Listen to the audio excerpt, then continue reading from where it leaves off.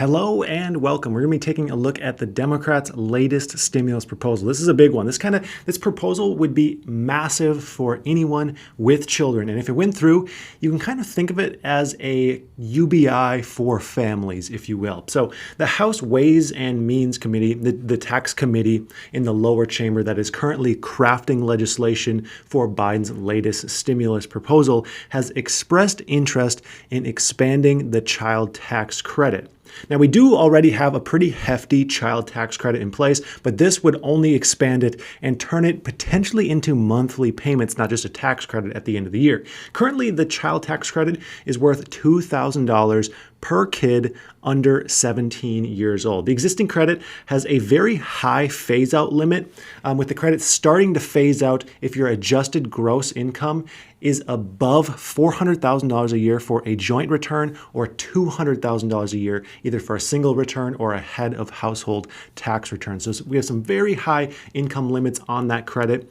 And this credit offers up to $1,400 of the $2,000 per child credit to be refundable for the lowest income earners. And this is an important distinction when comparing what we currently have with the proposed future of this child tax credit, the enhanced proposal, if you will. The existing credit just reduces your tax burden unless your tax burden is zero or hits $0. If your tax burden hits $0, then the remaining difference up to $1,400 per child is refunded to you. So let's say your tax burden is only $200. You would then receive $1,200 in a refund for one child. The future credit would be based on your 2020 income. Phasing out would be a little bit different than what we currently have, but it would be exactly the same as the last two stimulus checks that we've received. You'd be looking at $75,000 for individuals, $112,500 for head of households, and $150,000 for joint returns. On top of the increase, the credit would be fully refundable, removing the earning floor, and then would include children that are age 17 in the credit as well. There are kind of two proposals here within the proposal because not everything has been completely ironed out yet. We have the Biden proposal and the House proposal. So the current difference in language between Biden's plan and the House Ways and Means Committee is that the latter, the House committee, wants the IRS to send out monthly payments from July through December to many families equal to half of what the expected eligible tax credit is. So in total, it comes out to $250 a month for children above age 6 and $300 a month for those under age 6 for 6 months.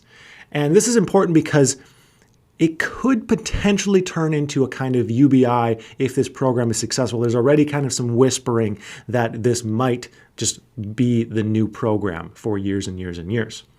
So let's do some examples. Let's say we take a family with 3 children. The children are age 14, 11, and 5. They would be receiving $800 per month, not the children, the parents would receive $800 per month for 6 months, totaling $4,800 in credits. So this family would then claim an additional $4,800 in credits at the end of the year after they file their taxes for 2021. So, I mean, it's a very significant program if this goes through. Now, although House Democrats want the IRS to send payments monthly, there is some wiggle room here, and they're giving the agency a little bit of leeway. They're saying possibly they could send out bi-monthly payments, depending on how technical it is to get these payments out. I mean, we know that obviously, based on our experience with the last 2 stimulus checks, it is extremely difficult to get these payments out. Of course, if they're regular, it might be a little bit easy, but they're giving them some leeway. You know, if the system can be made a little easier, they're giving them options. But of course, setting up and implementing any new system to make these payments in just a few short months is absolutely going to cause a bunch of glitches and bugs and probably merit me making a few videos to explain weird things with the program. Now, the IRS will have to create an online portal if this comes true for individuals, to update their information, to potentially apply, to opt in or out of credits. Now, there's a second proposal that's gaining a little bit of steam, and that's from Senator Mitt Romney, and he added his own version of the child tax credit that's being called the Family Security Act. This plan would repeal the current child tax credit, that $2,000 one, and replace it with one that would provide $4,200 for each child under 6 years old and $3,000 for each child between 6 and 17. So this one's even a little bit more substantial than the Biden/House Ways and Means Committee's idea of the credit.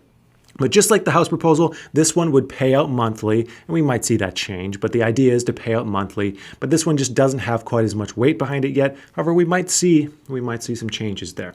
Now, a quote on this, Representative Richard Neal from Massachusetts, he said on Monday, the Treasury would just issue a check for $300 a month. I think that would provide greater liquidity assurance, as I said earlier, simultaneously create demand.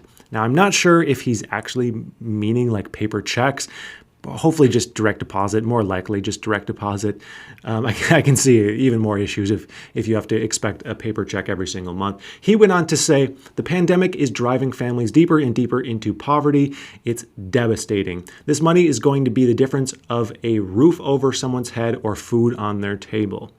This is how the tax code is supposed to work for those who need it most. And so long as I'm chairman of the Ways and Means Committee, it's what you can expect to see from us. So it's obviously some powerful words from the guy who's helping put together this plan.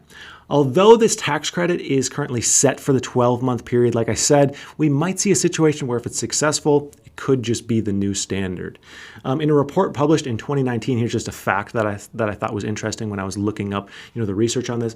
It found the Federal Reserve found that 40% of all Americans struggle to cover an unexpected $400 expense. And of course, the pandemic has done nothing but add to the struggles and probably increase the number of people from 40% to some higher number of those who simply couldn't handle an unexpected $400 payment.